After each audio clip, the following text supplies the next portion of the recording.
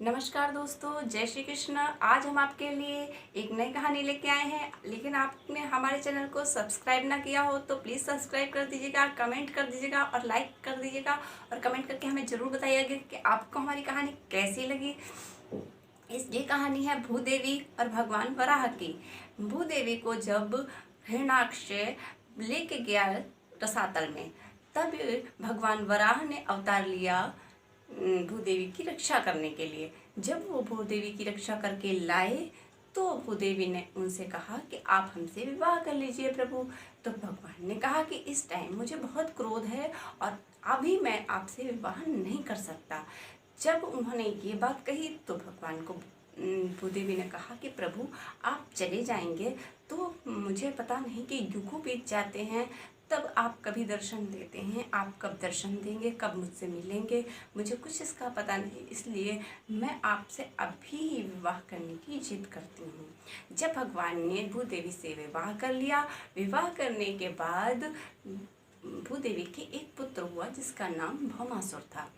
भौमासुर को भगवान ने बताया कि भूदेवी ये आपका पुत्र है, परंतु मुझे मैं क्रोध में था तब आपने मुझसे विवाह किया, इसलिए इसमें राक्षसी गुण होंगे और ये राक्षस बनेगा और इसका उद्धार करने के लिए मुझे धरती पर आना पड़ेगा।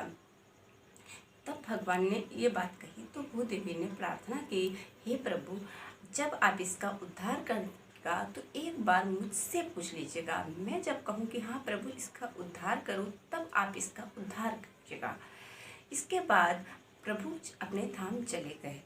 प्रभु के जाने के बाद प्रभु ने द्वारिकाधीश के रूप में अवतार लिया तो भौमासुर ने 16,100 लड़कियों को, राजकुमारियों को बंदी बनाकर रखा हुआ था। उसने कहा था कि मैं इनसे शादी करूंगा। उनसे विवाह करने के लिए उसने उनको बंदी बनाया हुआ था और वो और भी राजकुमारियों को बंदी बनाने की सोच रहा था। लेकिन प्रभु उधर से निकले क्योंकि उन्हें पारिजात का वृक्ष लेने के लिए जाना था। वो सत्यभामा जी को लेने के गए क्योंकि सत्यभामा जी ने मान किया था। रुक्मणी जी को भगवान ने पारिजात का फूल दिया था। इस पर सत्यभामा जी ने मान किया और उन्होंने कहा कि मुझे भी आपने फूल देना चाहिए था। इस पर प्रभु ने कहा कि मैं आपको तो वृक्ष ही ला कर दूंगा। साथ में सत्यभामा जी को भी लेकर गए। रास्ते में भौमासुर का राज्य पड़ा। भौमासुर के राज्य की रक्षा मुर नामक राक्षस करता था, जिसका वध करके भगवान का नाम मुरारी पड़ा। भौमासुर ने जब उन्होंने मुर का वध किया तो भौमासुर भी युद्ध करने के लिए आया। भौमासुर जब युद्ध करने के लिए आया तो प्रभु ने सत्यभामा को आगे कर दिया क्योंकि वो भूदेवी का अवतार थी।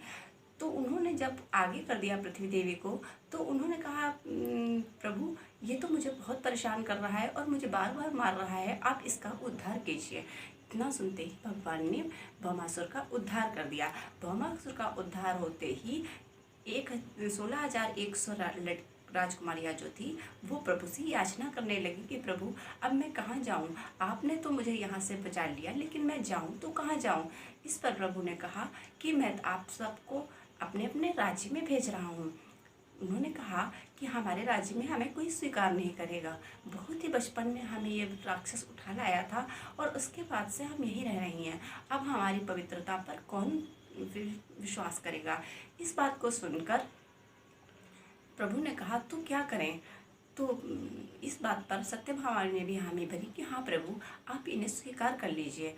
तब इस तरीके से प्रभु ने 16,100 रानियों को स्वीकार कर लिया और उनसे एक साथ में विवाह किया। उनका से परिणय करने के बाद प्रभु ने अपना जीवन सुखी से बिताया।